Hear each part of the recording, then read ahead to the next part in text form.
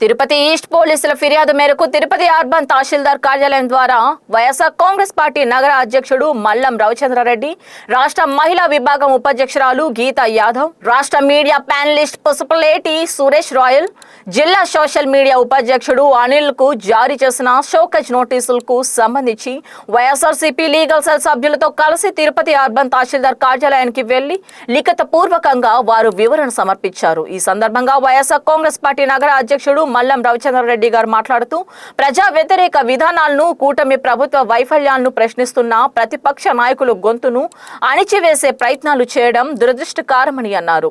ప్రజాస్వామ్య విలువలను కాపాడాల్సిన వ్యవస్థలు రాజకీయ ఒత్తిళ్లకు లోను కాకుండా నిష్పక్షంగా వ్యవహరించాలని సూచించారు. అలాగే రాజకీయ కక్ష సాధింపులో భాగంగా నమోదు చేసే అక్రమ కేసులకు వైఎస్ఆర్సీపీ నాయకులు భయపడబోరని, ప్రజా సమస్యలపై తమ పోరాటాన్ని మరింత బలంగా కొనసాగిస్తామని స్పష్టం చేశారు.